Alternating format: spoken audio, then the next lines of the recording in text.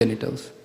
So we discussed about how Rupa Goswami says these 6 urges, one who can control these urges, then he's fit to, or she is fit to make disciples all over the world. And the second verse gives the 6 items that are not favorable for devotional service. Vitya atyahara prayasascha prajalpo niyamagraha janasangascha laulyamcha shadbir bhakti vinashyati. So it is said that atyahara, we discussed that too much of eating, overeating. But overeating also can mean over-collecting, just not overeating. Over-collecting means we just try to collect so many things which we may not need. Because already Rupa Goswami talks about how we should eat not according to the urge of our stomach. Udaro, he said you should control the urge of stomach. Now, in the second verse, when you talk of atyahara, it seems to be a repetition, right? Because he said don't eat too much, or don't try to overfill your belly. They pretty much mean one and the same. But therefore, the acharyas have said atyahara means not only just eating too much, but also collecting more than what we need. Atyahara. Atyahara, and when you try to collect more than what you need, for example, if a person is not satisfied with what he or she possesses and they try to get more, then correspondingly you have to put in hard work. When atyahara comes, then prayas. Prayas means over-endeavoring, working very, very hard for collecting more things. Atyahara prayasascha. Prajalpa means to actually talk about mundane subject matters. Niyamagraha. Niyamagraha has 2 meanings. One meaning of niyamagraha is that one is who's too fond of or too attached to rules and regulations. So if you ask someone, why are you doing this puja? Oh, I like to do it. Or my father asked me to do it. Or if I don't do the puja, then something bad will happen. So it's attached to the rituals for the sake of being attached.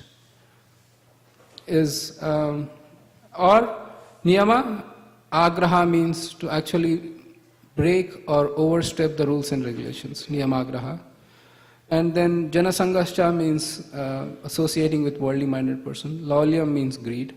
Or in this case, as we discussed in the class, this laulyam is not the laulyam where Rupa Goswami says to achieve Krishna is also greed or laulyam. That's the only price or the ticket one has to pay. But this laulyam is endeavoring or having a deep and long hankering for mundane things. So those are the 6 items. I welcome His Grace Radha Jivan Prabhu and Hare Krishna. This is the Bhakti Sastri class that we are doing here, and then we are in the first semester, and when we are doing the Nectar of Instruction. So please bless us. Hare Krishna. And the third verse, Srila Rupa Goswami talked about 6 items which are favorable for devotional service. Now, after the adults class, usually I've been asked to kind of give a presentation to the kids class. And then in the kids class, when we are doing this, we have described the 6 red lights and the 6 green lights. When we are going on the path of bhakti, then the items which are unfavorable are 6 red lights which stop the progress, and then the 6 items favorable are 6 green lights. So you keep going. So we talked about 6 red lights and 6 green lights. So the 6 green lights are utsaha nischaya dhairyat tattat karma pravartanat sangatya agat sato vritte shadbir bhakti prasidyati. So utsahan means enthusiasm, nischayat, determination or persevering with confidence. Dhairyat, patience, thank you. And tattat karma pravartanat means following the footsteps of the previous acharyas. Sangatyagat, sato vritte. Actually, tattat karma pravartanat is not following the previous acharyas, it is following the regulative principles or performing one's devotional service. Tattat karma pravartanat means acting according to one's own religious principles that have been laid down by the spiritual master. And sangatyagat means giving up again.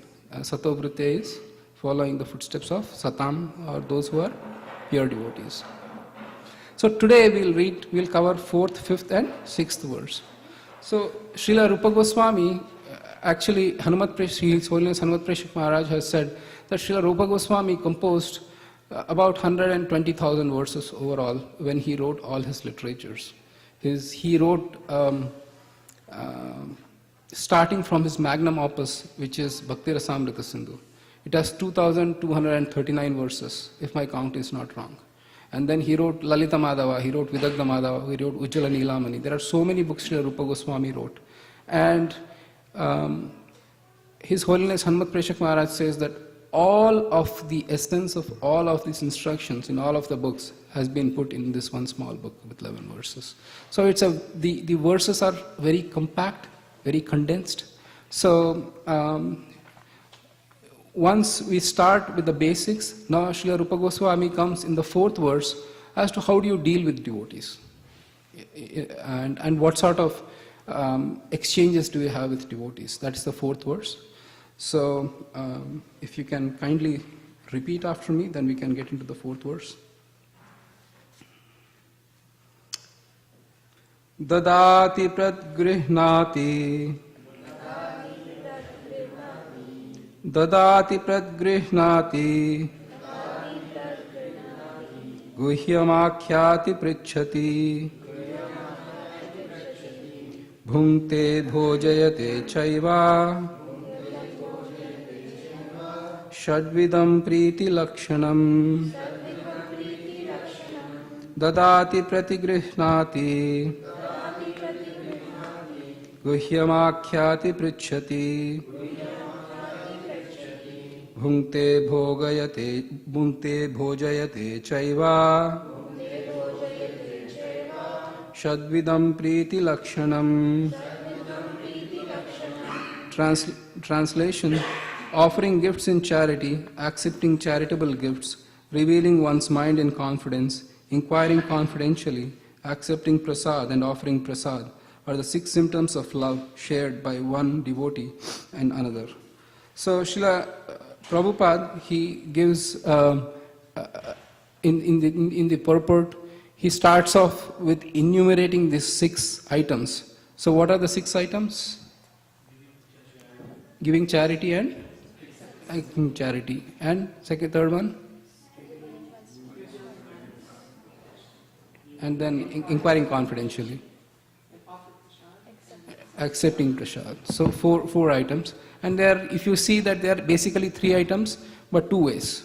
So 3 into 2 is 6.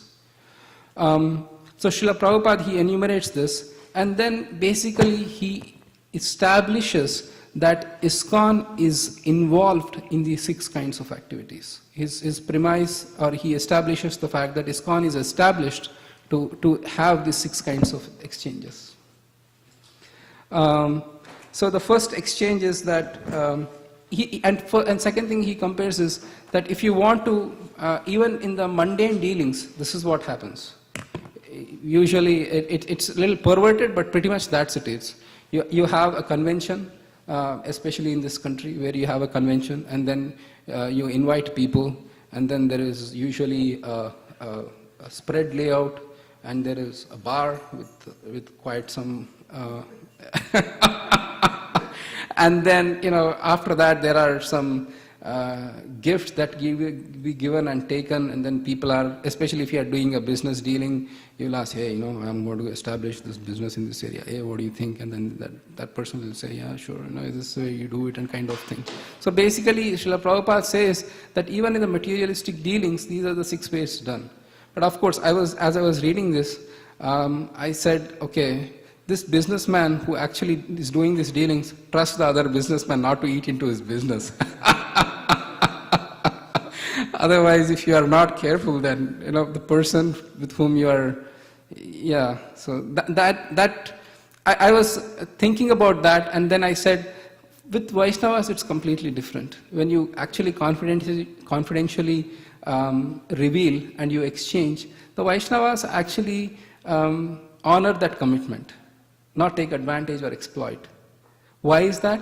Because in the material world, everybody's motive is how I can gain, even if it is at the cost of you.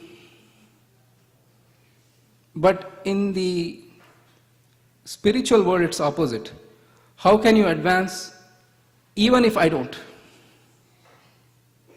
Or how can I help you to advance even if I don't? But please understand, you might think that's a loser mentality. Really? I mean, you help everybody advance, you are stuck in the behind. This is not correct. And even Arjuna actually wanted to do that in Bhagavad Gita.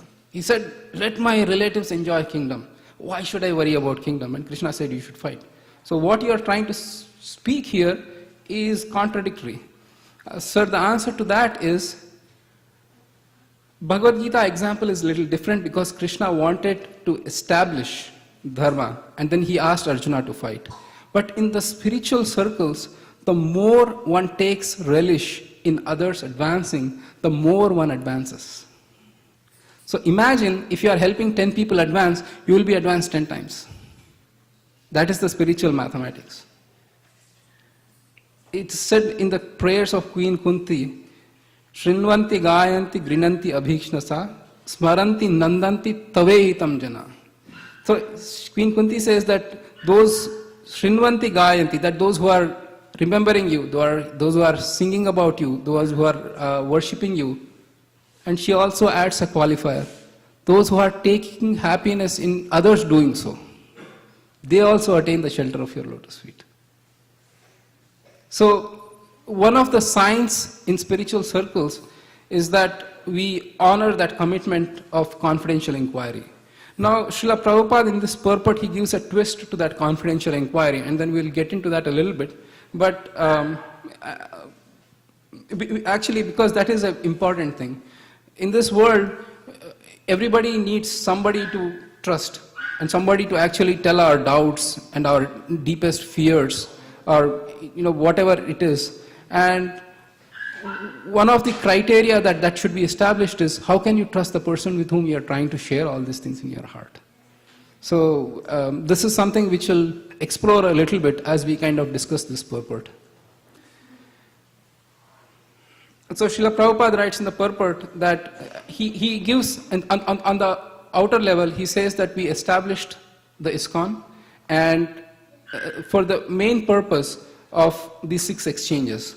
The devotees or the people of the world contribute to the society, and we accept that in charity, and in return we give them the gifts of our writings and our books. And so that is one giving and taking. Dadati pratigrihnati. Guhyam akhyati prichati. Srila Prabhupada writes that people come and ask us about confidential methods of worshipping Krishna, and then we also reveal. So that is the Guhyam Akhyati Prichati. Bhunkte bhojayate chaiva is something which need not explain much. Most of the devotees who came to ISKCON, they came because of prasad. No, I mean, that's a starting point. But Srila Prabhupada says that we hold festivals and then sometimes the devotees invite us to their homes. So it says, this is nice dealings that's going on. Isn't that nice? Just to have these kinds of dealings. At least here in this country, especially, we at least in spiritual circles, we defy this notion that there is no free lunch. You come to ISKCON, there are free lunches or dinners. Right? Questions, comments, concerns? All right. Yes, Gunjan Prabhu. You had a Vallabh Prabhu, you had a question, yes. So Prabhuji, when they say revealing one's mind in confidence and inquiring confidentially, this is to whom? Like to the devotees. So I'll as we get into the purport, we'll dwell a little bit more on that. Whom to inquire, whom not to inquire, and how much to inquire, and things like that.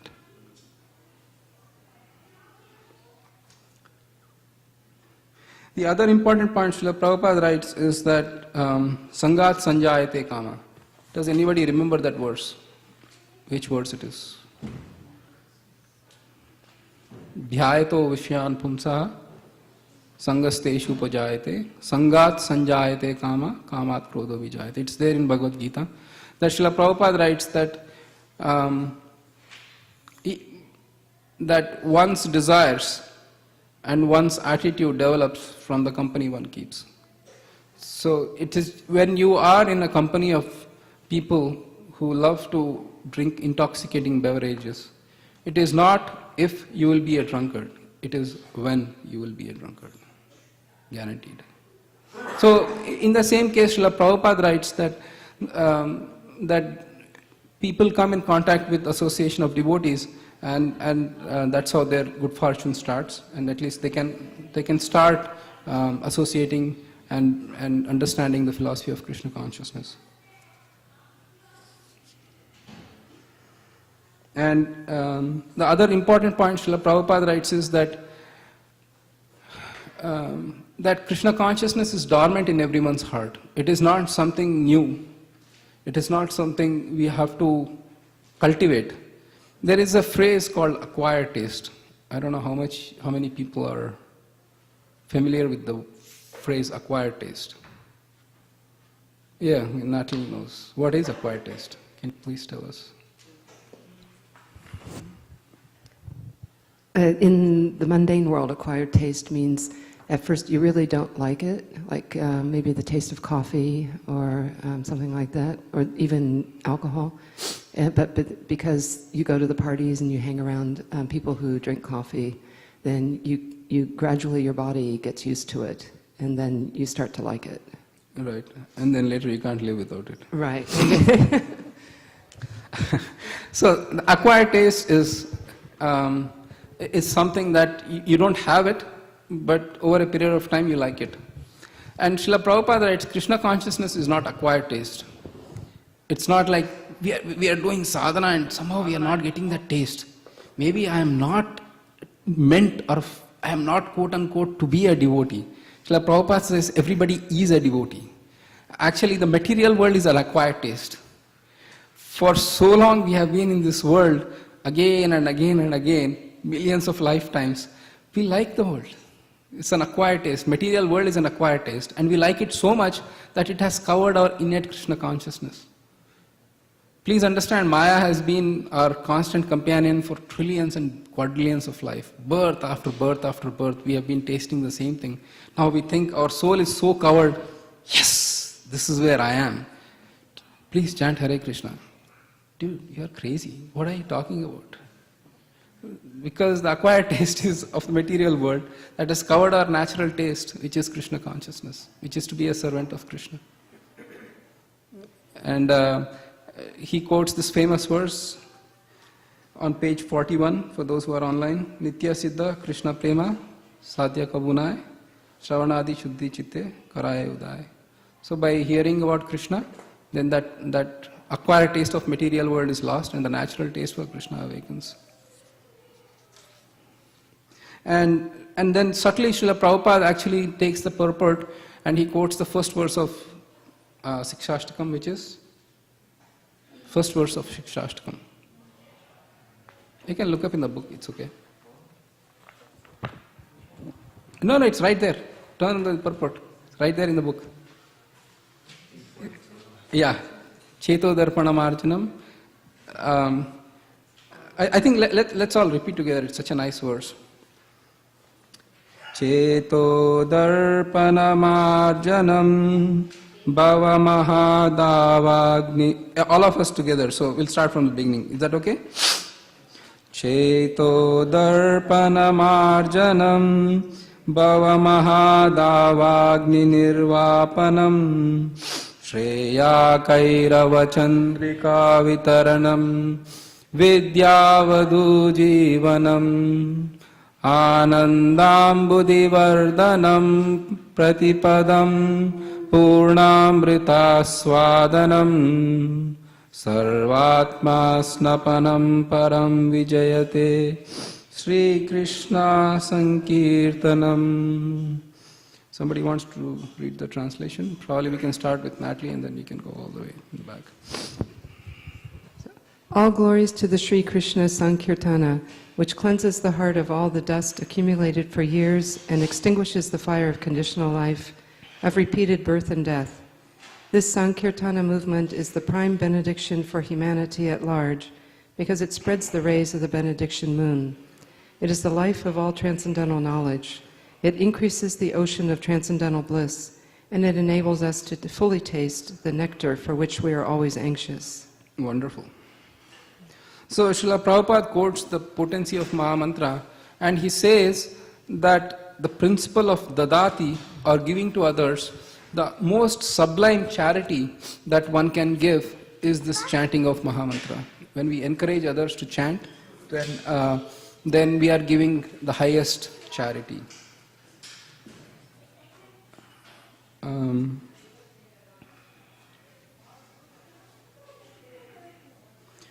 Then let's see what else can we get from the purport.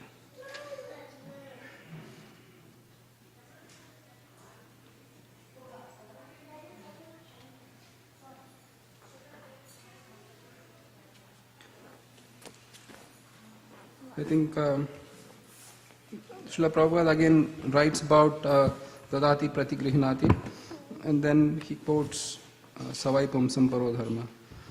So one of the questions people can ask is, when is the religious system successful? It is said, when a religious system develops and turns into love of Godhead, then you can say it is successful. So somebody might say, my religion is better than yours, then one can always say that whichever religion promotes love of Godhead, that's the highest religion. Actually, so there are two programs going on simultaneously. One is the Mother's Day celebration outside, and then there is the class inside. So if you have come for Mother's Day, then it's outside, just for your information. But please sit down and relax and enjoy the class.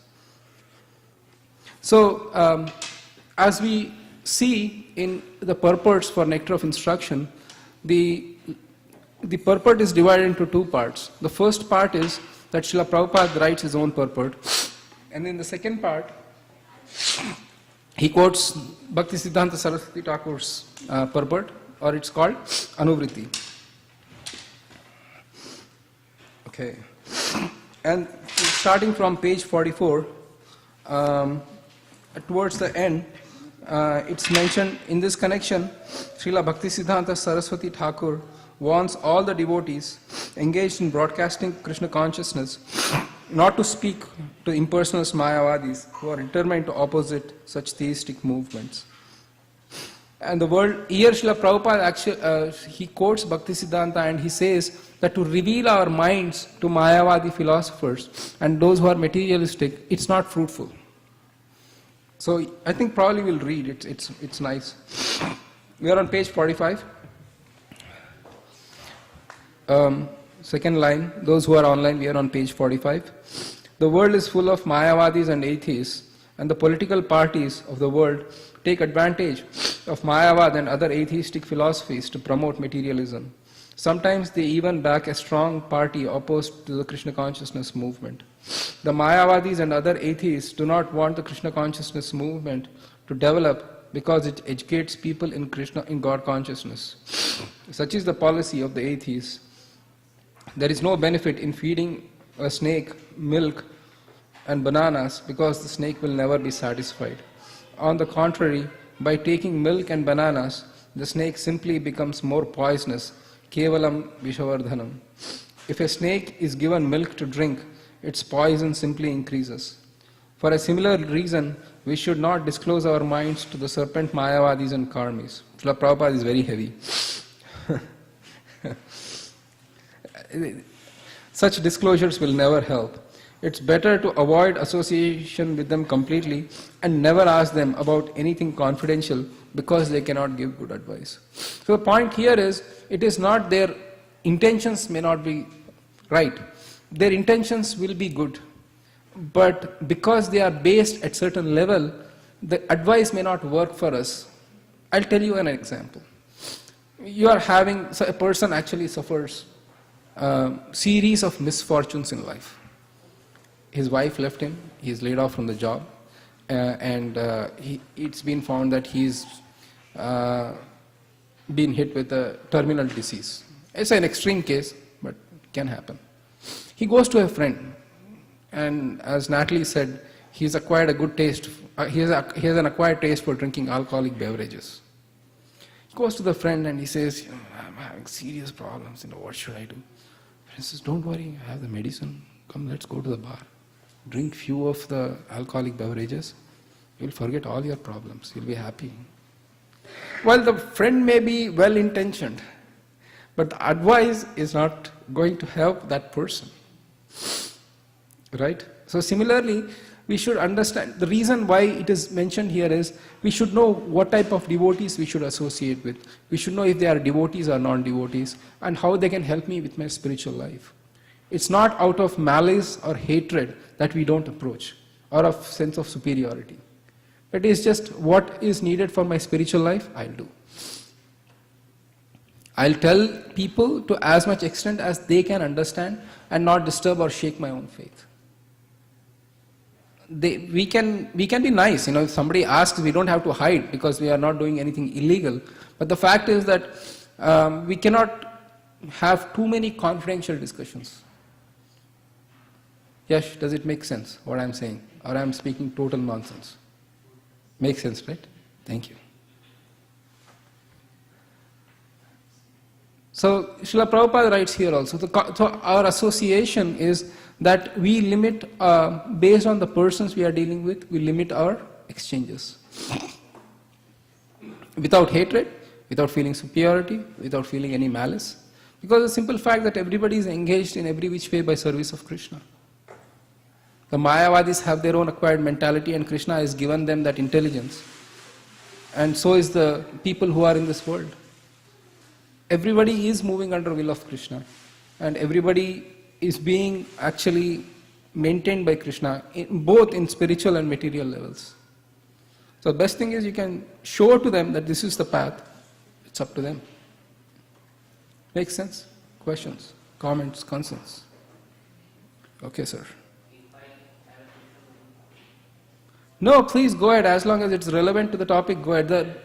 Otherwise, we can happy. Yeah, please go ahead. Ask.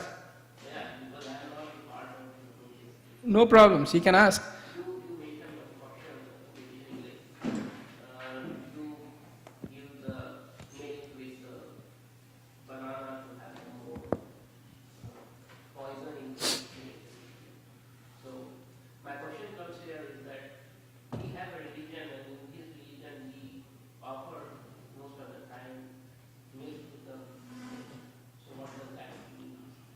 So it is two different things. The analogy is completely different. Basically, the rituals in India that are offering milk to snake is a little different than what it is being discussed here. The context here is that when we express our vulnerabilities to people whose intentions are different from ours, then we are just giving them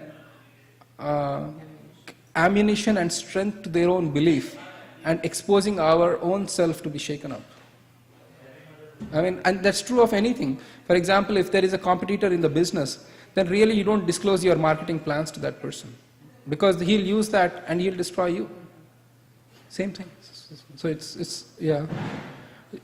Questions? Will it answer your question? Yeah. Thank you.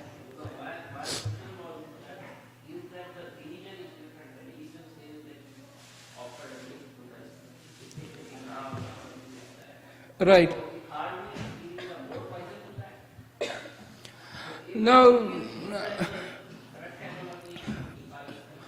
Honestly, I know, being from India, I know that ritual, but I have never had chance to investigate the authenticity of that ritual. Whether it is just started recently and being passed on as tradition, or whether there are Vedic scriptures that you feed milk. Because most of the rituals, there should be a Vedic basis or a basis to actually perform. If not, if there are many of the man-made rituals which may not be finding their source in Vedas. Having said that, I cannot confirm or deny because I haven't had a chance to investigate to this phenomena and where it is mentioned and what are the benefits and stuff like that. Thank you.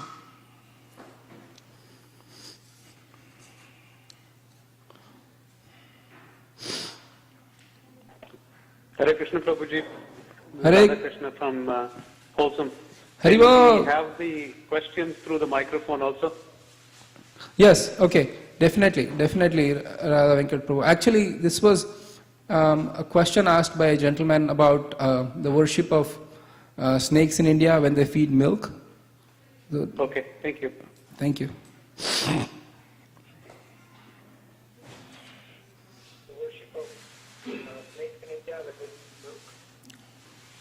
Hare Krishna, somebody online speaking? All right. So let's read the last paragraph and we can conclude this on for this particular. Yeah, go ahead, Natalie. On page 46, it says, Srila Rupa Goswami set the example. When he decided to retire, he distributed 50% of his life's earnings. And then it says, this example should be followed by all devotees. But certainly, I would say, except for maybe a few, people are not donating 50% of their income. So currently, what is the interpretation? For example, in the Christian church, normally it's 10%, but is there actually a set percent? Because the 50% is not being observed. Thank you. Why don't we read this whole paragraph and then I'll come to your question. Okay. So let's read the last paragraph on page 46. Those in the back, if you want the book, then I think there are a few copies there. And the devotees can give you, if you are interested in the copies, they can give you. Thank you, Shamalangi Mataji. The conclusion, so we are reading on the last paragraph on page 46. The conclusion is that we should always keep company with the devotees, observe regulative devotional principles, follow in the footsteps of the acharyas, and in full obedience carry out the orders of the spiritual master. In this way, we shall be able to develop our devotional service and dormant Krishna consciousness. The devotee who is neither neophyte nor a Mahabhagavat, a greatly advanced devotee, but is within the middle status of devotional service, is expected to love the Supreme Personality of Godhead, make friends with devotees, show favor to the ignorant, and reject the jealous and demoniac. In this verse, there is a brief mention of the process of making loving transaction with the Supreme Personality of Godhead and making friends with the devotees. According to the Dadati principle, an advanced devotee is supposed to spend at least 50% of his income on the service of the Lord and his devotees. Srila Rupa Goswami has set such an example. When he decided to retire, he distributed 50% of his life's earning to Krishna's service and 25% to his relatives and kept 25% for personal emergencies. This example should be followed by all the devotees. Whatever one's income, 50% should be spent on behalf of Krishna and his devotees, and this will fulfill the demands of the Dati. In the next verse, Srila Rupa Goswami informs us what kind of Vaishnava should be selected as a friend and how should Vaishnavas be served. So, one of the things it is mentioned here is that Srila Rupa Goswami, when he retired, he gave 50% of his income for the Brahmanas. If the devotees can follow this and if they are making large amounts of money, then I'm sure there are many worthy causes, and Radha Jivan Prabhu will definitely mention one such cause when he gives his Sunday feast lecture, the Harigwal. If you can donate, yes. But if you cannot donate now, then at least make plans that when you retire, 50% should be given. You can mold your life in such a way that 50% can be given to Krishna's service. Please understand that the injunction of Srila Prabhupada is here, and if we can give, we should definitely give. But if one has to live in a place, for example, in Silicon Valley, where cost of living is very high and practically most of your income goes in maintaining yourself, then you can give how much ever you can give. So it's not like a rule that your house is being repossessed by the company because you don't pay your mortgage. So it should be reasonably keeping in tune with the place where you are living and the circumstances you are in and things like that. So it can be adjusted. I don't remember any instance where it's a hard and fast rule that even you don't have anything, you have to still give it to Krishna. I don't think it's right. Radhajivan Prabhu, you would like to comment on this 50% thing? Did you? If somebody can give mic. So, Prabhu, you'll get the mic. Sorry, because there are devotees online who are watching, and for their benefit, if you can also speak in the mic, I'll be. Actually, in our Krishna consciousness, giving is a very important aspect of our devotional life. There is a quotation that says, you can give without loving. Somebody comes to you and you give him something. You don't necessarily need to love him. So you can give without loving, but you cannot love without giving. So ours is a process of loving. We are here to love the Supreme Personality of Godhead and everything that is associated with Him. And therefore, you cannot love without giving. Nice. So it is very important that devotees from the very beginning get used to this idea that once I have come to surrender myself to the Supreme Personality of Godhead, then giving is a very important aspect of my life. Sometimes, as leaders and managers of a temple, we are a little scared and shy to speak on the subject matter because there can be some insinuation that there is extraction in the name of this kind of philosophy or thought. But for those of us who are sitting here very sincerely and having full faith that this is a place where we are being taught pure philosophy and no one is here to exploit anybody in the name of religion, then we can speak frankly and we can say that yes, giving is a very important aspect, and only by giving Krishna becomes happy. Just to make it very short because class is going on, our Srila Prabhupada, he is today amongst all the Vaishnavas of the world, the highest Vaishnava. Who has made him, who has put him in such a position? It is Lord Shri Krishna. But why has Srila Prabhupada been put in such a high position as a Vaishnava? It is because of his giving. He, at 70 years of age, which sannyasi Vaishnava would leave Vrindavan and come to a place like America? It was his mood of giving. Wonderful. So giving is very important. Wonderful. In whichever aspect, whether it is in money, or it is in time, or it is your sentiments or emotion, must be given. You must be very udar. Udar is a word in Sanskrit that is defined as one who gives more than his capacity. Nice. Yes. Wonderful. Hare Krishna. Thank you, Prabhu. Wonderful. Thank you, Radhajivan Prabhu. That should put to rest any.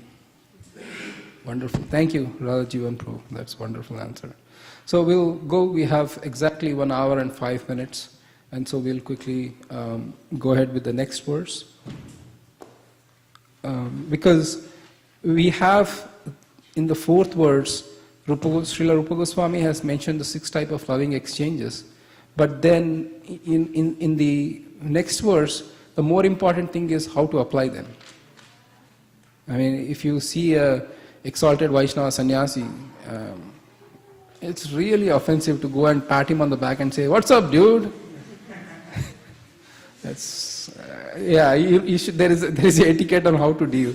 So, but then the other point is, even before you do that, you should know what are the qualities of the different levels of devotees, and that is mentioned in the 5th verse. And how do you reciprocate? Should we repeat the words in Sanskrit and then should we go ahead? Okay, this time I will. You can follow me. Is that okay? Okay, I'll go slowly. Krishneti yasya giritam manasadriyeta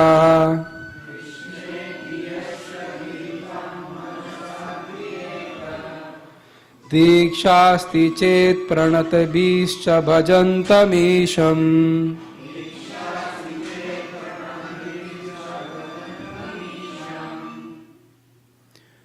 Shushrooshaya bhajana vignyamananya manya.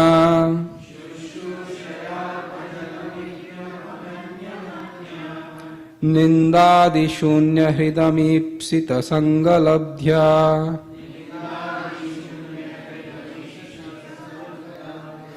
Krishneti yasya giritam manasadriyeta.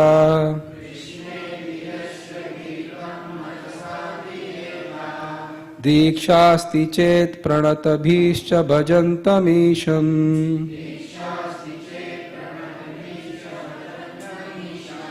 Shushrooshaya bhajana vignyamananya manya.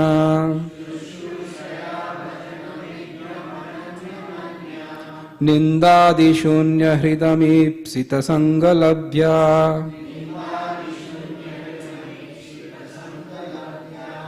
Translation: one should mentally honor the devotee who chants the holy name of Lord Krishna.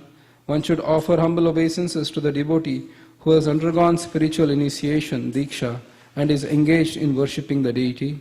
And one should associate with and faithfully serve that pure devotee who is advanced in undeviated devotional service and whose heart is completely devoid of propensity to criticize others.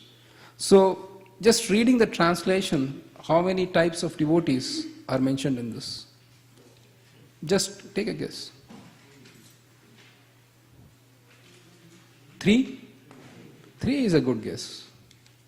Anybody differing with the number 3? Because we see that in the outset, we see that for those who are chanting the names of Krishna, one should honor mentally. And those who have taken initiation and are serving the deities and faithfully serving the platform of devotional service, you should honor physically. And then for the third devotee, you actually serve for that particular devotee. There are 3 types right here. So Srila Prabhupada expands on that. In the Sanskrit terms, anybody ventures a guess? The names or the platforms? The beginning platform is called Kanishta, and the medium and the topmost Uttamadhikari. Srivasa, you can sit in the front. Why are you sitting without a seat? Do you have a seat there? No, you don't have a seat. Please, there are plenty of seats here. So let's go into the basis of what is the because this question you might never know. It might come in exam.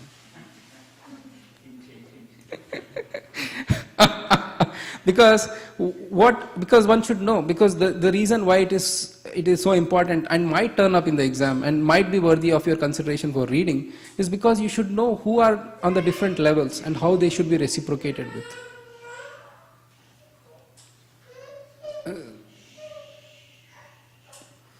For a Kanishta Adhikari or a person who is on the beginning platform of devotional service, Srila Prabhupada writes in the purport that he might be initiated with Harinam and he is chanting the names of Krishna.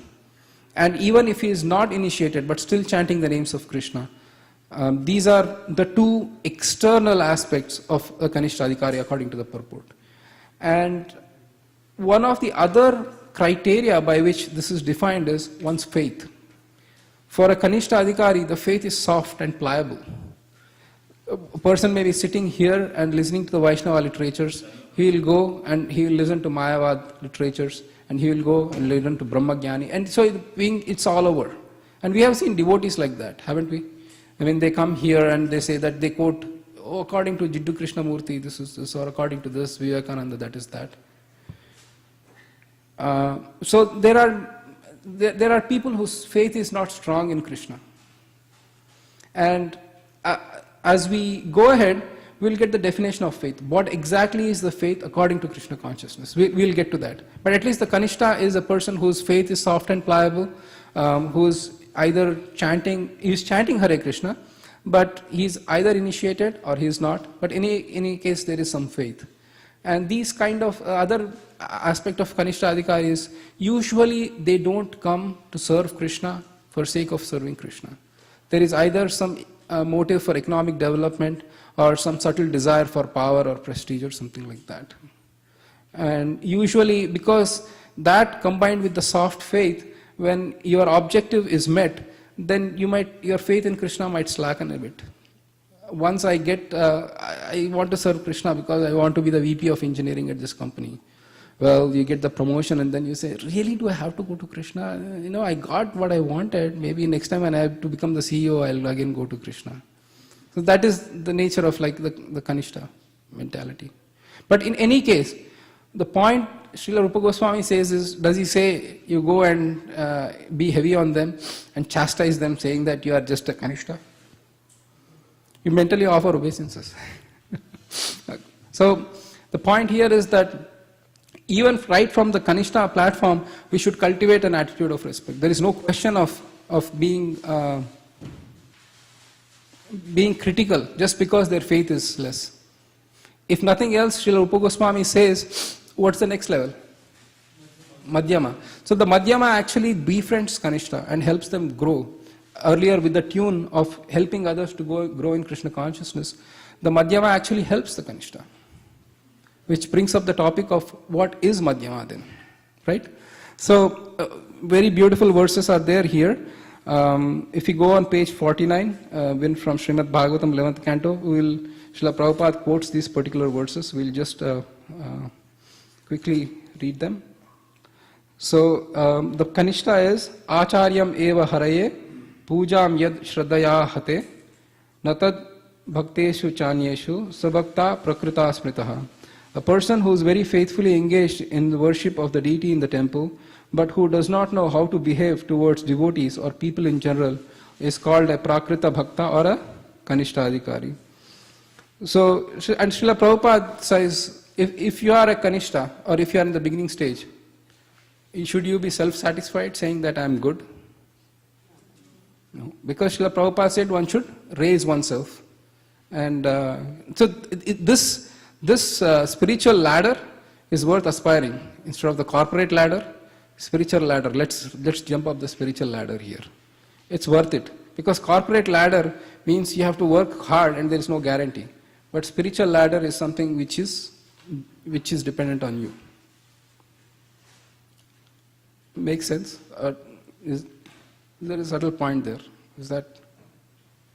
Because the point here is, material world we are governed by destiny. There is a certain amount of happiness, there is a certain amount of distress, certain amount of profit, loss that you incur.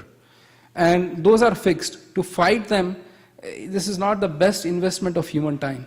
But Srila Prabhupada writes that spiritually nobody is going to stop you to how much can you advance in this lifetime. There is no destiny that is going to say you can only go 1.5% in this life. Or 1.75. You go to other astrologer, you'll say, it's bogus, 1.89. No, you can go all 100%. Depends on you. There is no destiny that's governing it. Because if the destiny was governing it, Krishna would actually give Bhagavad Gita in serial versions. In this life, some. In any case. But the point here is that it's better to climb on the spiritual ladder from Kanishta to Madhyama to Uttama. Does it matter? We are all devotees. Why are you making discrimination here? You are a devotee, I am a devotee. This is not good that you are mentally making discrimination. What is the answer to that?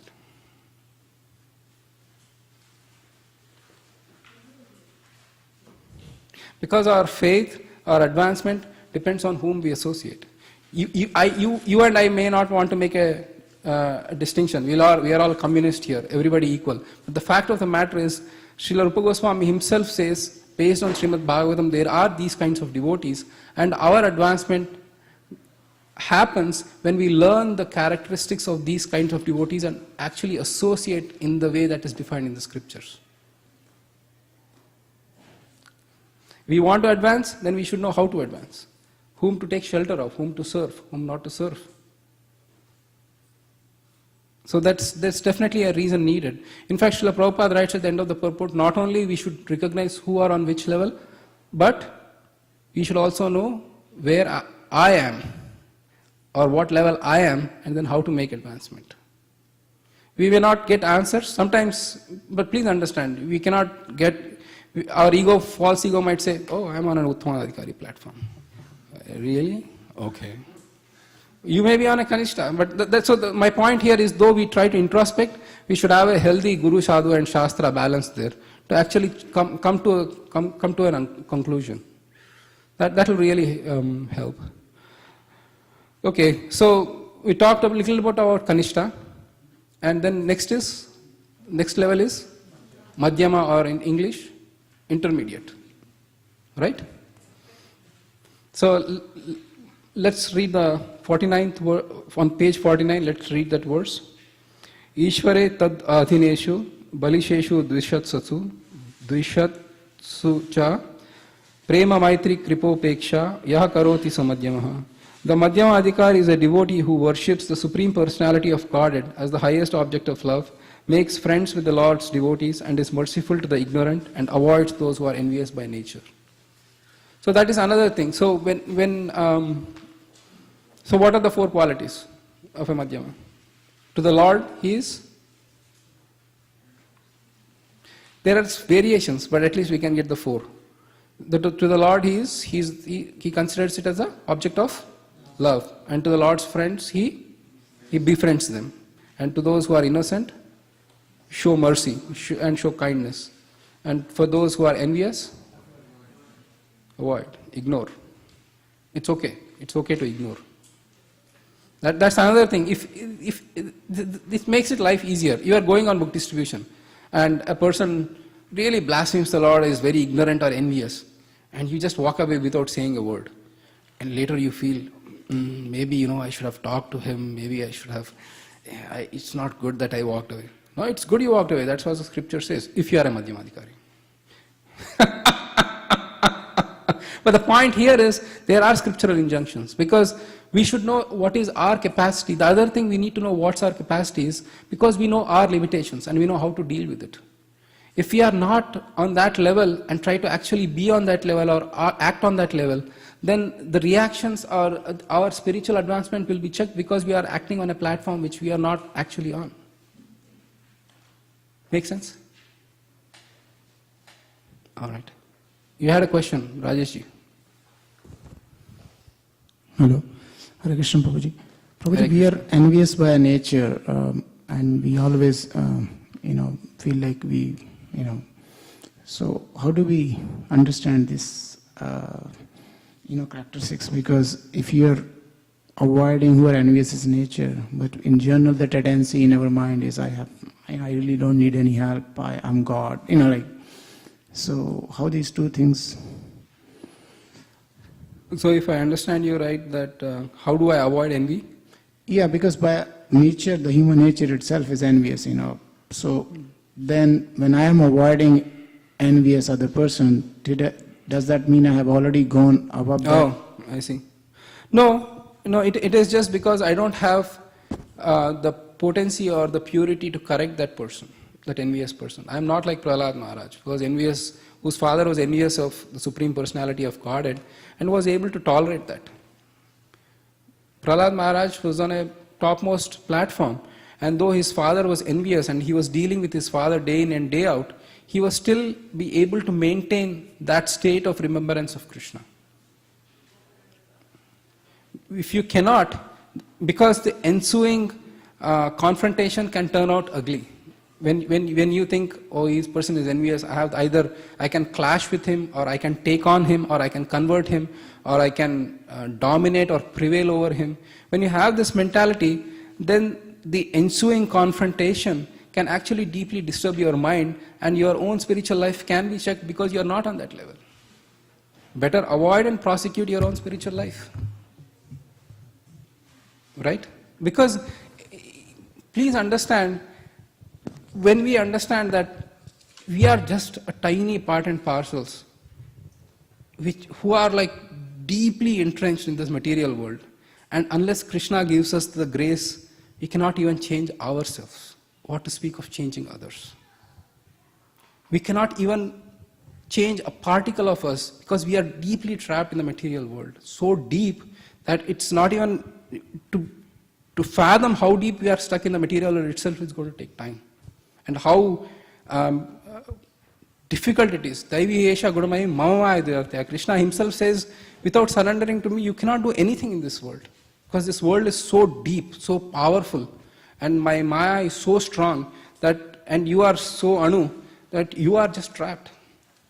Just take shelter of me. So the point here is, in the Madhyamadikari, he realizes that I have no power to change other jivas who are under the control of Krishna. Because I myself am control of this maya. So better I stay on this level, I prosecute my own Krishna consciousness, and then help change others. As Srila Prabhupada writes in one of the purports, actually this is the only purport where Srila Prabhupada writes and openly declares that he is Mahabhagavat. And we'll come to that purport today. And unless you are on that level where you are on the level of Srila Prabhupada, where you can come to West, stay with hippies and substance abusers and drunkards, womanizers, and to use them and to convert them, it's a no easy or ordinary task unless one is empowered by Krishna. One has that power to change that is being come from Krishna. So if you understand this aspect, then you will say that actually I am helping myself and helping that envious person by ignoring.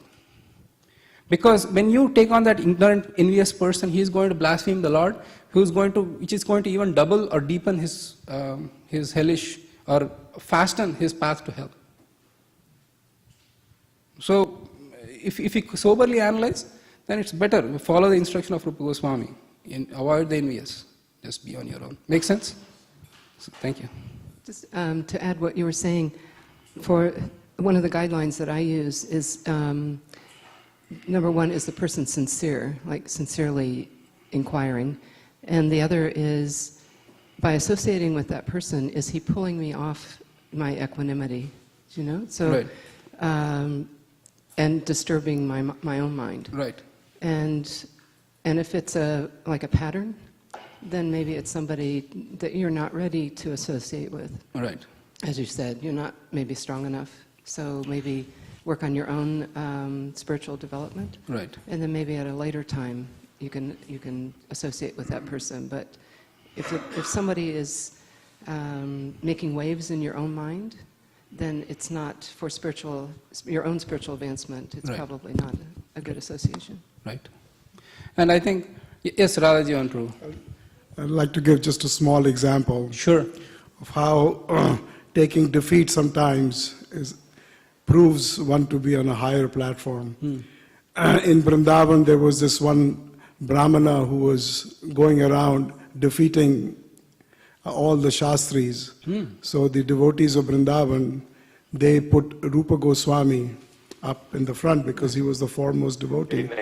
And they said, Rupa Goswami will defeat this person, otherwise there will be blasphemy of the Pandits of Vrindavan.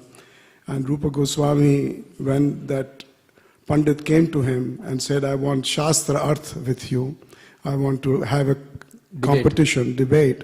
Then Rupa Goswami said, where is your piece of paper? I will sign that I have taken defeat. And then when Jiva Goswami heard about it, he went and defeated him. Nice. To which Rupa Goswami chastised his own disciple Jiva Goswami. So in this discussion of leaving alone an envious person or person who is trying to materialistic bring egotistic aspect, then a devotee takes the smaller position, and by which he actually becomes a hero. Because today we are discussing that incident of Rupa Goswami. There is one very nice doha for those who understand Hindi. It says, Harijan to hara bhala, Harijan to hara bhala, Jitan de sansar, Hare Hari ke jayenge, Jite jam ke dwar. Nice. So this is the essence of a devotee. Harijan to hara bhala. We always take defeat when there is competition like this because we depend on the Supreme Personality of Godhead. Nice. Wonderful. Thank you so much. So, any doubts that we just, I don't know, so I hear most of the people know a little bit about cricket, right? Nobody is, Natalie, I'll give you the analogy a little later. It's no worries. So in the baseball terms, it is like, if the ball is too fast or if the ball is way outside your range, you let it go, right? Yeah. So in cricket also there is something, the ball is way out of your reach, the batsman just leaves it instead of just, playing some games and getting out. It's called well left. So, with the envious people, well left. Prabhu, there's a question. Yes, Prabhuji. Okay. This is Vitthal here, Prabhu. Dandavad Pranam. Dandavad Pranam, Vittal. Prabhu, in the Bhakti Rasamrita Sindhu, didn't we actually come across this thing, that 3 ways to deal with it? One is to actually defeat in argument, then actually leave the place, or the last one is that to commit suicide, right? Right. So, actually, I think the first recourse should be to actually try to place arguments and try to defeat, and if that doesn't work, then actually you should leave that person alone. Is that a correct understanding? So, in that aspect of Bhakti Rasamrita Sindhu mainly deals with how to deal with the blasphemy of the Lord. If somebody is blaspheming the Lord, then you have to do whatever it is mentioned there. But in this specific case, it is more about an attitude or approach to a person. If the person is known to be an envious person, then one doesn't, and if he or she is not blaspheming, then you just leave that person. You don't try to defeat. But even when there is a debate going on, and when there is a blasphemy of the Lord or his devotee, then that needs to be taken. And also, please understand that, please turn off the cell phones if you are having in your bags. Also, please understand that nuance of Rupa Goswami, there are versions to it. Again, you have a further qualification. For example, when we learn, does anybody know the story of Shiva and how he was offended by Daksha? In a nutshell, I'll give. The reason is, I'll give the Vittal, the reason I bring up this story is there are nuances even to those particular rules. I'll tell you what.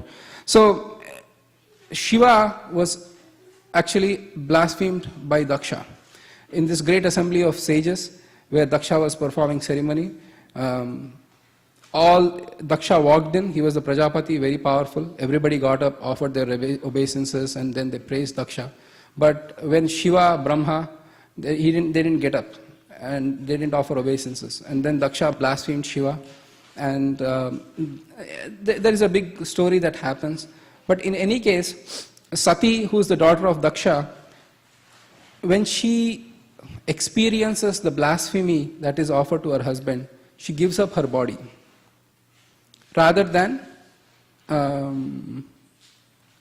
killing her own father, because she was a woman. So even in that purport, Srila Prabhupada writes that if you are a Brahmana, then you do certain things. You are a Kshatriya, you do certain things. You are a Vaishya, then you do certain things. So even in that blasphemy also there are some nuances.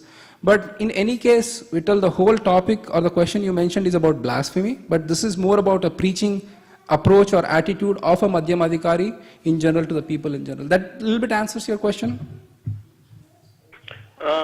Yeah, because I was thinking it is kind of related, the blasphemy and the envy of the person. Envious person, like you particularly gave the example of the book distribution when we go, someone is trying to envy us and he blasphemes, so I thought there is an overlap. But I hear you, Prabhu, on this, and maybe we can take it offline further. And also, I think in the nectar of devotion, it is not that these are the order you have to take. It's not like the first thing is defeat. If not, do this. If not, do this. No, it's not like that. You pick and choose the options based on your own position. Right, Prabhu. Thank you so much. Thank you. So shall we go to, okay, where are we? We are in that purport, right? It's a big purport. Srila Prabhupada goes extensively into initiation. What is the first initiation and second initiation? And it is mentioned that for those who are unaware, so in ISKCON we have first initiation, which is Harinam, and the second initiation, which is the Brahman initiation, where you can worship the deity. it's not new, or it's not like something something which it's created in last 100 or 200 years. It is there in Srimad Bhagavatam also. And Srila Prabhupada extensively talks about how initiation changes a person. And irrespective of the background, everybody can actually serve the Supreme Personality of Godhead by taking the process of initiation, wherein in alchemy you just touch the bell metal to the iron and it becomes gold. I haven't tried that process. I don't exactly know the chemical aspect of it, but we take the word of Srila Prabhupada on that. Then what else? Then the other thing he says is that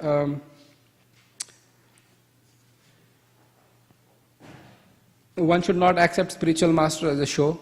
Oh, you have a spiritual master? I don't. All right, let me get one too. Or either, oh yeah. That. So the point here is that our attitude towards spiritual master is pretty serious. If you are not prepared to follow, then probably just taking spiritual master or accepting a spiritual master, that's not encouraged. So that's another point which brings out in the purport. These are like beautiful purports. We can go drill down deep into the purports. Just because of the lack of time, we are not going too deep. Because any questions, any comments, concerns?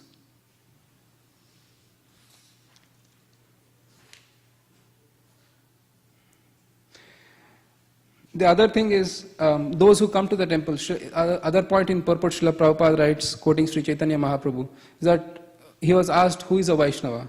And then Mahaprabhu said that whoever chants the name of Krishna even once, he is a better person amongst others. So in the temple, many type of devotees come. So we should take that instruction of Mahaprabhu that because they come to the temple and chant Hare Krishna, then at least they are much better than people who don't come. So, and that way, giving respect to the guests is not quote unquote a marketing strategy or something to make them feel good in the temple, and then once they come for some time, then they can forget all about them. That's not the strategy. It is just the basic Vaishnava etiquette that is mentioned here, that actually people who come and chant Krishna's name even once, they are from a spiritual aspect considered superior, and they should be given respects. Because in most of the temples we think, okay, newcomers means you have to take care of them, with not knowing the foundational basis why it is so. But this is the foundational basis, or the scriptural basis. Questions? Then I'll take the questions after the completion of the purport. Again, so this purport is a deep purport. Please, the more number of times you read, Srila Prabhupada extensively quotes from Chaitanya Charitamrita, wherein Sanatan Siksha, from Sanatan Siksha, Madhya 22 chapter is extensively quoted here. It's a long purport, it's a beautiful purport. Please take your time to read carefully. And if you have more questions, don't think that now this class is over and you have lost the opportunity to ask questions forever. You can ask me anytime. Balram, is that clear? Okay, good. Thank you.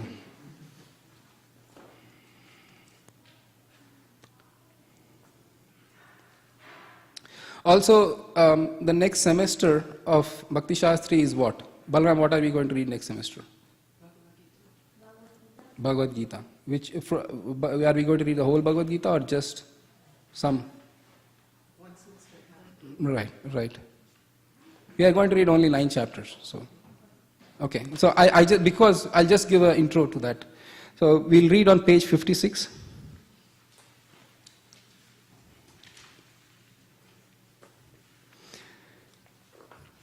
We'll read from the second verse, again in Chaitanya Charitamrita. Everybody there? Madhya 22:62. Again in Chaitanya Charitamrita, Madhya 22:62, it is said, Shraddha Shabde Vishwas Kahe Shudrida Nishchay Krishna Bhakti Kaila Sarva Karma Krita Hai. By rendering transcendental service to Krishna, one automatically performs all subsidiary activities. This confident, firm faith, favorable to discharge of devotional service, is called Shraddha. Shraddha, faith in Krishna, is the beginning of Krishna consciousness. Faith means strong faith. The words of Bhagavad Gita are authoritative instructions for faithful men, and whatever Krishna says in Bhagavad Gita is to be accepted as it is, without interpretation. This was the way Arjuna accepted Bhagavad Gita. After hearing Bhagavad Gita, Arjuna told Krishna, Sarvameta dhritam manye yanmam vadasi Keshava. O Krishna, I totally accept as truth all that you have told me. Bhagavad Gita 10:14. This is the correct way of understanding Bhagavad Gita, and this is called Shraddha. So, for those who are going to do Bhagavad Gita next semester, this is just a prereq on how do we. It is not, let's continue reading that. It is not that one accepts a portion of Bhagavad Gita according to his own whimsical interpretation and then rejects another portion. That is not Shraddha. Shraddha means accepting the instructions of Bhagavad Gita in their totality, especially the last instruction, Sarvadharman paritijya mamekam sharanam braja. Abandon all varieties of religion and just surrender unto me.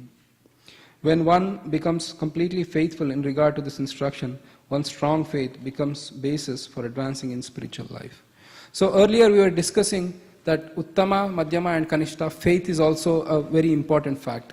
For the Kanishta, the faith is soft and pliable. It can be easily changed. Today, he comes or she comes to the temple, sees, okay, Krishna is God. They go to the other temple, Shiva is God. Other time, there is no God. So that faith can keep on changing based on the influences they have. But for a Madhyama Adhikari, the faith is strong. The faith is strong that Krishna is Supreme Personality of Godhead, and by serving Him, I'll achieve everything. But the Madhyama Adhikari falls short in the fact that they cannot quote scriptural injunctions very strongly to defeat opposing philosophy. That is where the Madhyama and the Uttama Adhikari falls short in terms of faith. Their faith is strong, but they cannot quote scriptural authorities to defeat or to counter the arguments which are against devotional service to Krishna. Because, and then the Uttama Adhikari's faith is strong, is convinced, follows the regulative principles, and also he is able to counter the arguments against devotional service to Krishna and be able to quote scriptures. Again, we shouldn't do it in the spirit of, Uttama Adhikari never does to say, you know what, you want to see how much I know? Here. No, that's not the idea here. The thing is, because they take it out of compassion, when they see the counter arguments and when they see the opposing party not completely convinced of Krishna, they use philosophy to convince. Like Srila Prabhupada did. He traveled all over the world, met so many types of people. People, atheists, people who are in completely scientific-minded people whose faith is only in science, or people, so many people he met, but he was able to convince based on scriptural arguments. He didn't quote, or he didn't fine-tune, or he didn't, his message was straight, simple from Bhagavad Gita, quoting Krishna, but because he had the potency invested in him by Krishna, he was able to convince using the same arguments. Not that he had to bring out the Bible when he went to Bible Belt, or when he went out to Muslim people, he had to bring out Quran, and he didn't do all those things, right? Okay. So the last portion is Uttamadhikari, Madhyamadhikari, Kanishta, Madhyama. Everybody happy with that, or any doubts on those two platforms of devotees? You're good? Okay, let's discuss the Uttama, and then we have half an hour to do the next verse. We are reading from page 57, last paragraph, please. When a person realizes himself to be an eternal servitor of Krishna, he loses interest in everything but Krishna's service.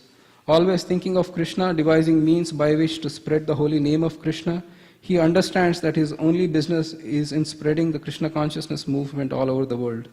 Such a person is to be recognized as Uttama Adhikari, and his association should be immediately accepted according to the 6 processes, Dadadi Pratigrahnati. Indeed, the advanced Uttama Adhikari, Vaishnava, devotee, should be accepted as a spiritual master. Everything one possesses should be offered to him, for it's enjoined that one should deliver whatever he has to the spiritual master. The brahmachari in particular is supposed to beg alms from others and offer them to the spiritual master. However, one should not imitate the behavior of an advanced devotee or Mahabhagavat without being self-realized, for by such imitation one will be eventually degraded. It's an important point. One cannot imitate, or one cannot jump over. Our mind wants to be like that. Everybody wants to be like somebody, and then be on that platform. But actually, one is really on that platform, one should not imitate. And Srila Prabhupada says actually will be degraded rather than going ahead. Then what is the difference between imitating and following footsteps? That is something which, think about it, and then that's something we'll have a discussion. Continuing on page 58, last paragraph. In this verse, Srila Rupa Goswami advises the devotee to be intelligent enough to distinguish between the Kanishta Adhikari, Madhyama Adhikari and Uttama Adhikari. The devotee should know his own position and should not try to imitate a devotee situated on a higher platform. Srila Bhaktivinoda Thakur has given some practical hints to the effect that an Uttama Adhikari Vaishnava can be recognized by his ability to convert many fallen souls to Vaishnavism. One should not become a spiritual master unless he has attained the platform of an Uttama Adhikari. A neophyte Vaishnava or a Vaishnava situated on the intermediate platform can also accept disciples, but such disciples must be on the same platform, and it should be understood that they cannot advance very well towards the goal of life under his insufficient guidance. Therefore, a disciple should be careful to accept an Uttama Adhikari as a spiritual master. This seems a little controversial, isn't it? So, what if, because I know one sannyasi in ISKCON who openly says that I am on the Madhyama Adhikari platform. Should you or should you not accept initiation from him?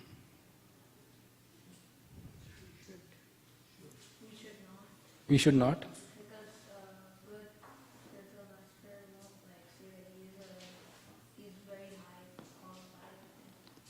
So, by the token of that argument, a person may be on the Uttama Adhikari, but out of humility he says he's on the Madhyama Adhikari, so you should not accept initiation. No problems, no problems. Yes, he should be because he's a very humble mind. Okay. Other than what we always hear in all our nations. Okay. But in any way, we should understand that Srila Prabhupada is the founder or the premier Siksha Guru within ISKCON. So he is always in the Mahabhaga Uttama Adhikari platform. Anyway, we can talk. We have offline. We can take that offline in case you have more questions. This is Bhakti Sastri course. This is just a taste. You don't have to get too deep. But just imagine that in Bhakti Vaibhava and other courses, we are going to go very deep into these aspects. We are going to learn, we are going to drill deep. Because Krishna consciousness of the philosophy is so deep that the more you go deep, the more gems you will find and the more happiness you will get. This is so. So what are some of the qualities of Uttama Adhikari then?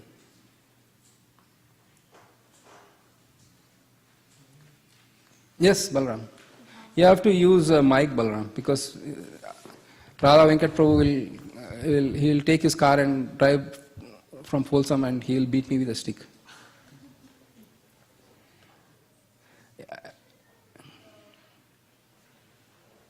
This power button is there. Can you press the power button? It's on. Ballabh Prabhu is the authority on that.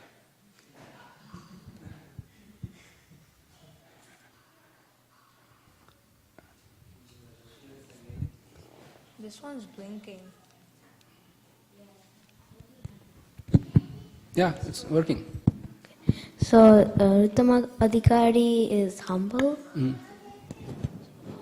And then he is always thinking about spreading the names of Krishna. Yeah. And the other thing we learn from translation is nindadi shunyam. He is completely averse, or he doesn't criticize others. Completely non-critical. Then Bhaktivinoda Thakur's criteria for Uttama Adhikari is how many souls he is able to convert into Krishna consciousness. So there are, please read this purport, and then try to, because as I said, you never know. Okay, we have 25 more minutes. Any questions on what we read so far? It's a lot of purport. We could dig deeper, but yes, Srivatsa. And then Govind Prabhu, you had a question too, right? Yeah. So to become an Uttama Adhikari, should one become perfect, 100% in Krishna consciousness? How do you define 100% perfect in Krishna consciousness? No mistakes, flawless. So you mean to say that Maharaj Bharat was flawless? Wasn't he flawless? Then how did he get attached to a deer? He was on the level of bhava, according to the authorities. Arjuna, was he flawless or was he perfect? Is he a liberated soul or not? Then why did he become so lamented or why did he lament for killing others on the battlefield? Mike, you have to speak to Mike. Because he didn't know that he had to do his duty and Krishna had to explain it to him. But then he is not perfect. How is he a liberated soul? No, it's okay. I'm just twisting you in knots, Srivasa. The point here is, my apologies, I won't do that. So, Uttam Adhikari, please understand that we cannot become perfect of our own accord. The more Uttam Adhikari is more and more dependent on Krishna. To the point that even if he does any flaws, he thinks it's my own mistake that I did the flaws. But if he does something good, then he says this is Krishna's mercy. So I think the perfection or the attitude of Uttama is always that if something good has happened, it's Krishna's mercy. If something bad has happened, it's my own fault, and I have to tolerate it. So, to become an Uttama Adhikari, you have to be very humble and you have to be at a certain level of Krishna consciousness. Yeah, but then the point is, you yourself cannot designate yourself as Uttama Adhikari. Krishna should designate. So we will also wait for Krishna's stamp. Yes, this person is Uttama Adhikari. How about that? We keep working on our sadhana and then we will wait for Krishna to give us the certificate of approval. Is that good? Oh, good. Yes, actually going through, we had a comment question, right? Okay. Kalyanji. Krishna Prabhu. So I have heard in some lecture that sometimes Uttama Bhakta, he has to come to the platform of Madhyama Adhikari to preach because it's very tough. He has to deal with some material things and all people are not thinking alike. Uttama Adhikari is always in the mood of serving Krishna, but it's not always possible when he is preaching to the normal people. So if you can elaborate it how it can be relevant.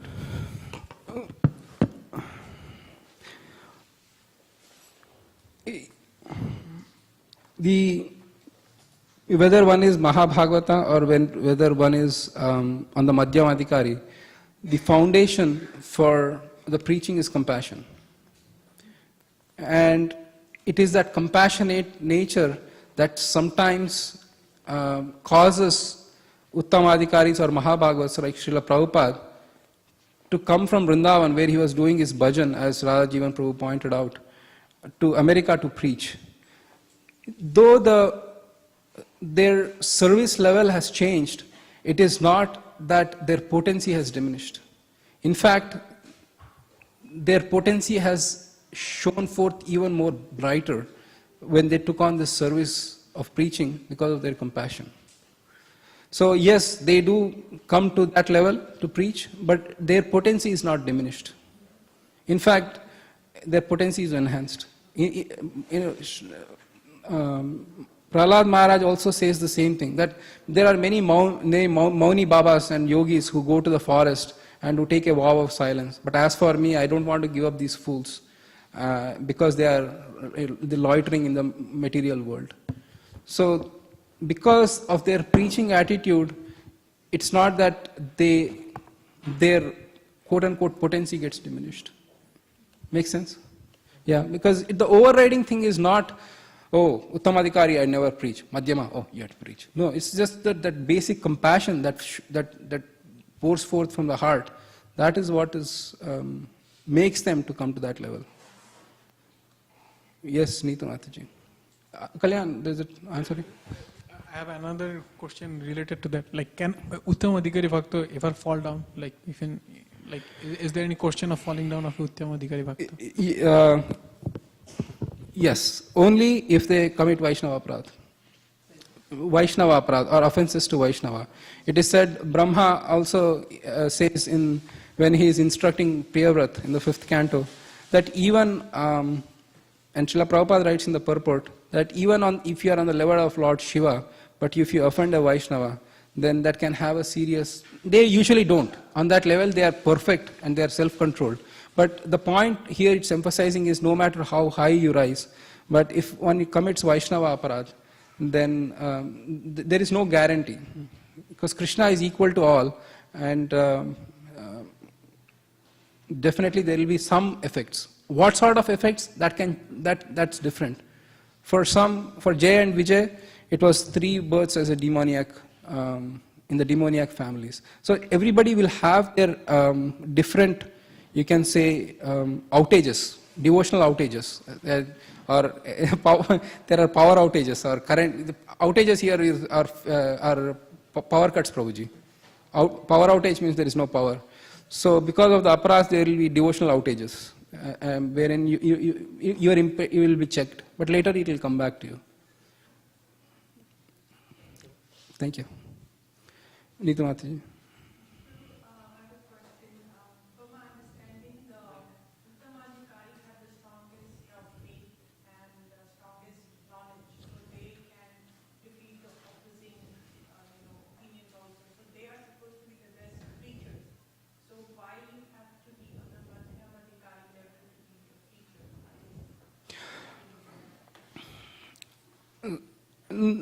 As I mentioned earlier, it's not like Srila Prabhupada, when he came to preach, his Mahabhagavad status kind of got lost.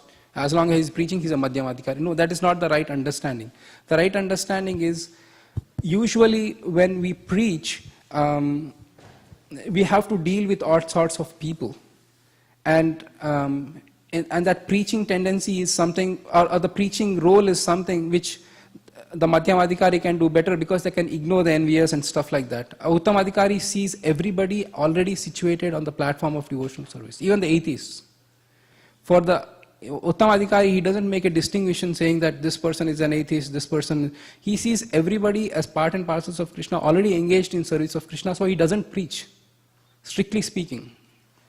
For example, we had Babajis of, we had Gaukishore Das Babaji and other Babajis, they didn't go and preach openly, but they'd ask their disciples to preach. They would be completely bhajananandis. They would not go and have like public pandal programs, and they would have organized, Bhakti Vriksha programs, nothing. They were just doing Nirjan Bhajan. So when you say from Uttamadhikari to Madhyamadhikari, the vision changes, not the potency. They see that everybody is loitering in the world, I need to preach, so I have to preach. I see there are some people who are not engaged in service of Krishna, so I have to preach. Uttamadhikari doesn't make that difference. Everybody is engaged in service of Krishna, I don't have to preach. Is that a little bit make sense? Radhajivan Prabhu, you wanted to add something to that? That is exactly what I wanted to say. Right. Is that one of the symptoms of Uttamadhikari is that he sees everyone already engaged in Krishna service, and whatever platform a human being is on, that is simply a leela of Krishna.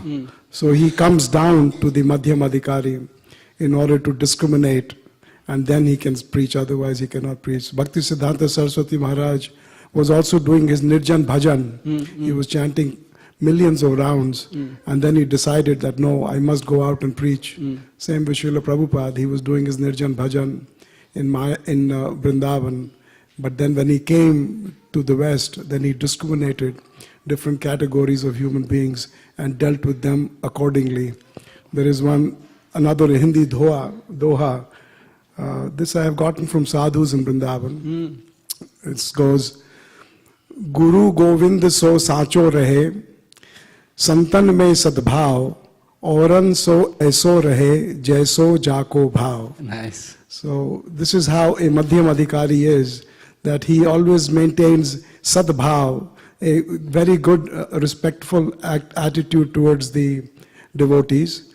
And Guru Govind so sacho rahe, he is always very honest to Guru and Govind. But auran so aso rahe, jaiso jako bhav. So according to the nature of every human being, he reciprocates with him accordingly. Wonderful. So that is why Uttama Adhikari must come down to. That again is part of his giving. he comes down from his platform in order to give to the world. Wonderful. Thank you, Prabhuji. Thank Very you. nice. Thank you. So we'll complete the 6th verse? Or, yeah, let's do that. After distinguishing between Kanishta, Madhyama and Uttama, this verse exclusively deals with Uttamadhikari. And what are some of the do's and don'ts, and be prepared for the shock kind of thing. Because we figure that Uttamadhikari is some like effulgent person sitting on some tree in Vrindavan, very like, and Srila Rupa Goswami says it may not be exactly the case all the time. So, can you kindly repeat this verse? We'll do it once.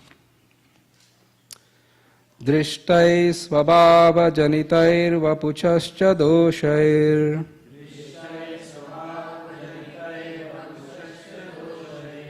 na prakritatvam iha bhakta janasya pashyet na prakritatvam iha bhakta janasya pashyet Gangam bhasam na khalu budbuddha phena pankair Gangam bhasam na khalu budbuddha phena pankair Brahma dravatvam apagacchati niradharmai Brahma dravatvam apagacchati niradharmaihi. Translation: Being situated in its original Krishna conscious position, a pure devotee does not identify with the body. Such a devotee should not be seen from a materialistic point of view. Indeed, one should overlook a devotee's having a body born in a low family, a body with a bad complexion, a deformed body, or a diseased or infirm body. According to ordinary vision, such imperfections may seem prominent in the body of a pure devotee, but despite such seeming defects, the body of a pure devotee cannot be polluted. It's exactly like the waters of Ganges, which sometimes during the rainy season are full of bubbles, foam and mud. The Ganges waters do not become polluted. Those who are advanced in spiritual understanding will bathe in Ganges without considering the condition of the water. So the first part of the translation, it is about the qualities or the characteristics of the pure devotee, and he or she is compared to what? Ganges water, right? So even if a pure devotee is born in a not a perfect family, or has a body which is not is deformed or infirm or diseased, but still the potency is not lost. Why is the potency not lost? So Srila Prabhupada writes, he starts off with the famous verse from the 14th chapter of Bhagavad Gita, and I think when we do Bhagavad Gita verse, this will be one of the verses for memorization. Mam chayo avyavicharena bhakti yogena sevate sagunan samatityaitan brahma bhuyaya kalpate. So one who engages in devotional service of Krishna, he is beyond the bodily platform, because devotional service is nothing to do with body. And one might say, well, a person who is born in a higher family will have higher qualifications for doing it, right? So how are you saying that we cannot do it? The point here is the devotional service is so pure that even though one is born in a family of Chandalas, can become pure devotee of Krishna. And there are so many quotes. If we start quoting, then there will be. We can. The famous of all the quotes is Aho bata swapachato garyan. Devahuti, she says to Kapila in 3rd canto, Aho bata swapachato garyan. That those who are chanting your names, they have completed the Vedic rituals. They have visited all the holy places of pilgrimage, and even the family of those dog eaters can be purified by chanting your holy name. And we read in Nectar of Devotion that the devotional service or bhakti is so pure that it does not need any prerequisite for it to start its effect. No prerequisite is needed. But every other form of yoga, there is a prerequisite. It's impossible actually to do without it. I'll give an example. In the 6th chapter, Krishna says that to do Dhyana yoga, you have to go to a secluded place. You have to go to a place which is neither too high nor too low. You should spread a deer skin. And then you should be sitting in this posture. Have no question of false egotism. And then stare at the tip of your nose. On and on he goes. All is great. Even if you want to do it, do it. But the most important thing he says, you should be completely celibate. Not that I live in the family life and 1-2 hours in the forest I'll go, I'll do a comeback. The prerequisite for that is completely celibate. If you are not, then don't even try. So for every yoga system, for every other form of spiritual realization, there is a prerequisite. For example, fire sacrifice, mantras, the ingredients, everything have to be correct. The way you chant, everything has to be correct. But for bhakti yoga, it is so pure that it can act irrespectively, independently. That is the goal. So a pure devotee of Krishna, he is performing devotional service. It is the constitutional position of the soul to serve Krishna, and that is happening, nothing related to body. And Srila Prabhupada writes in this particular purport about how Avyavicharini Bhakti, there are 3 or 4 terms, please don't be confused. One is called Shuddha Bhakti, other is called Avyavicharini Bhakti, the other is called Kevala Bhakti. What is the different types of, so what is the difference between Avyavicharini Bhakti, Shuddha Bhakti and Kevala Bhakti?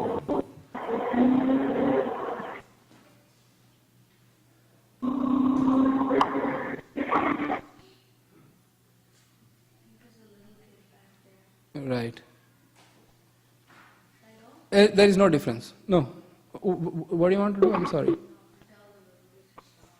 Oh. No, it's okay. I think it's somebody's house. Those who are online, can you please turn your microphone off? We are able to hear your password to your bank account.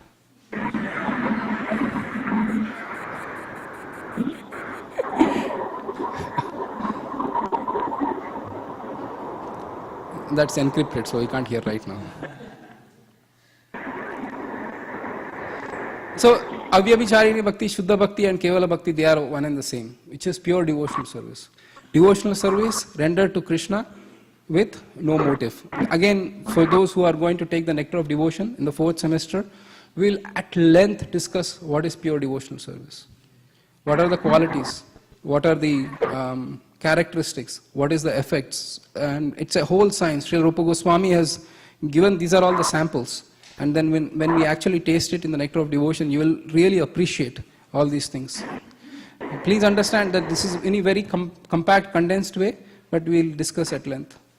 Then the other thing Srila Prabhupada quotes is the famous verse, Apichet Suduracharo, Bhajate Mam Ananyabhak, Sadareva Samantavya, Chamyak Vyavasthito Isa.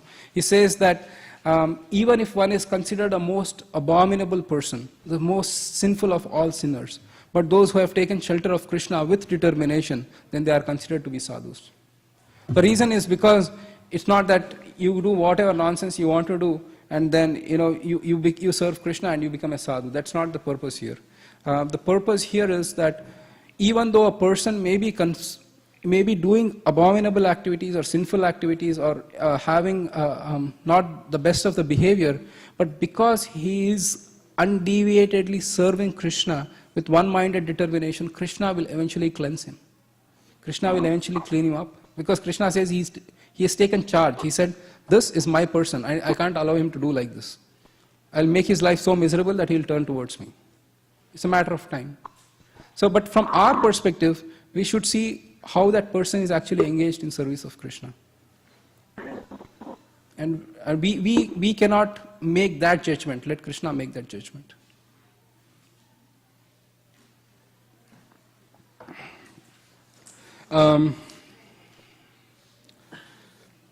The other thing Srila Prabhupada extensively talks about, especially this is in context with India.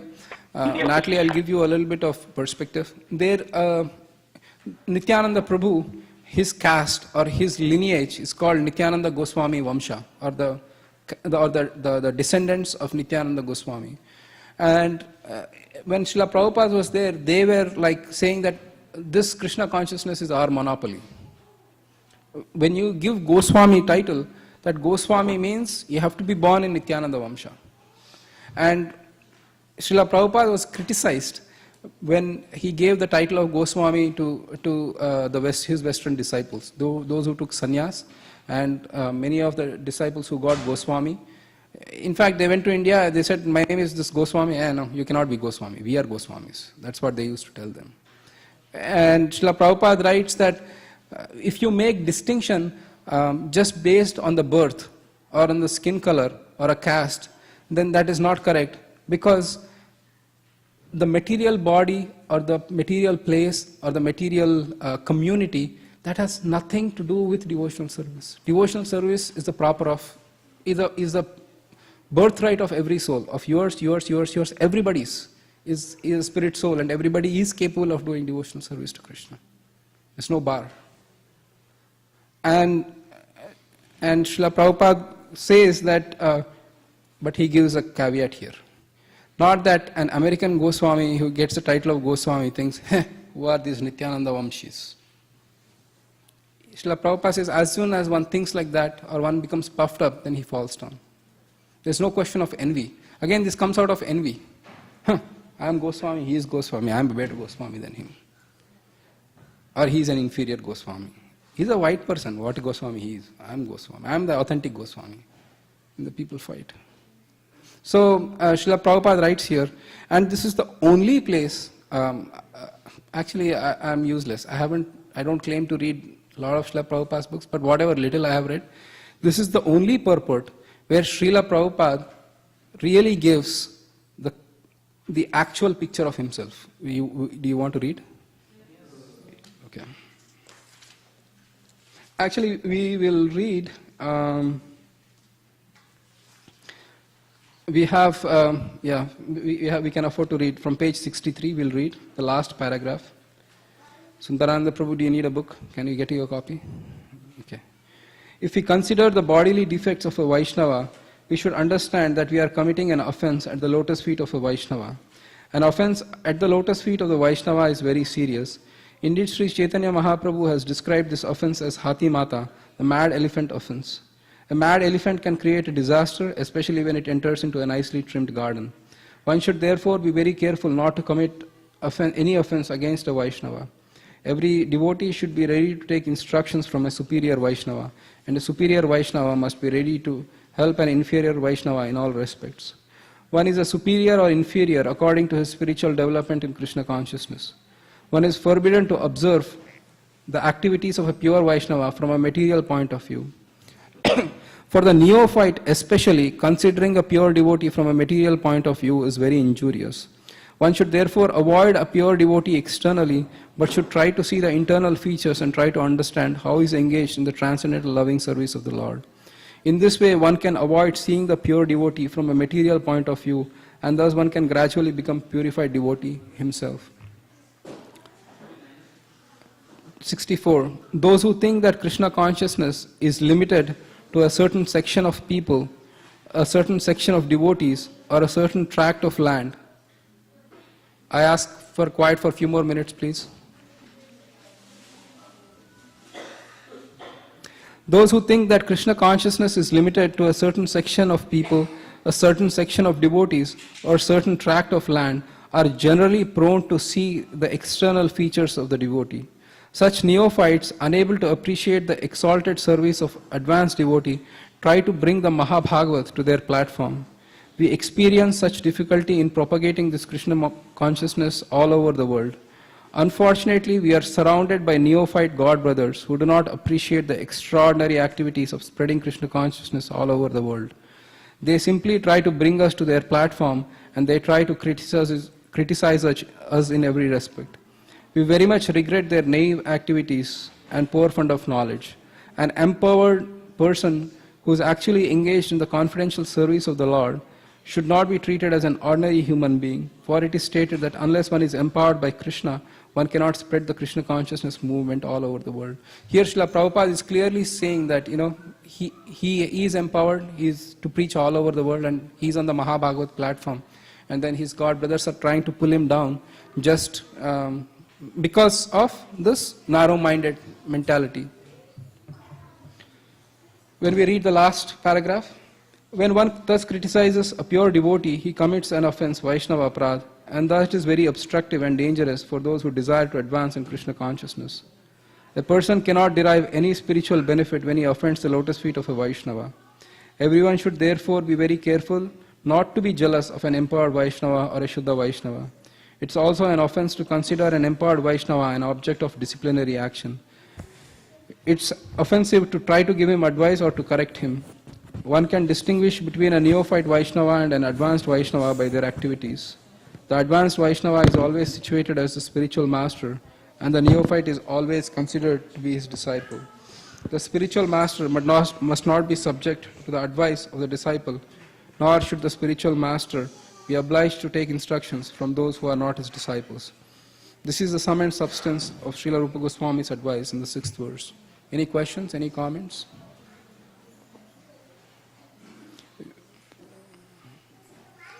I know we have the monkey brigade taking over, but they are all soldiers of Lord Ram, so Vaishnavas. Questions, comments?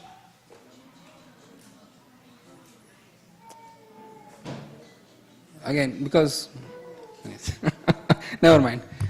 All right, so we'll meet next week, and then we'll discuss the Isopanishad. The homework due date, Shamalangi Mataji says, and I agree with her. Whatever she says, I agree. Is the next Sunday, 18th. So please deliver your homework. Any other final questions, comments, concerns? Thank you very much. Vancha kalpatarubhyascha kripasindubhya.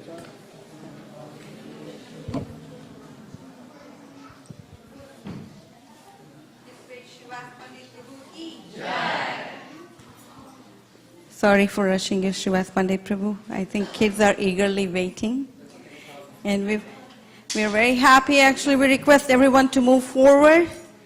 Today is a very special day at ISV. We are celebrating Mother's Day. All the books can be put away in the back. Yeah. And we'll have 1 minute to do this, and then we'll have Mother Jagrini to start off ISV celebration of Mother's Day get-together.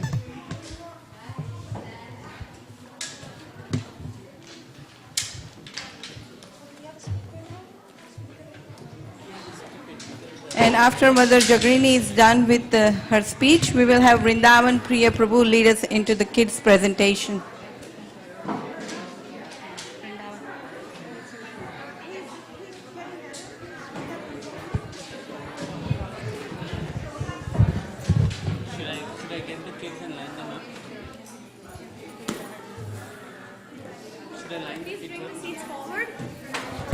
Hare Krishna.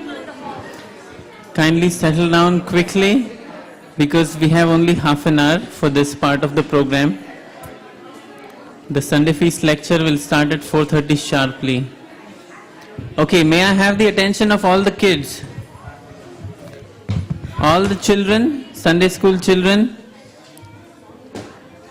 those in the age group 8 and above, 8 years and above.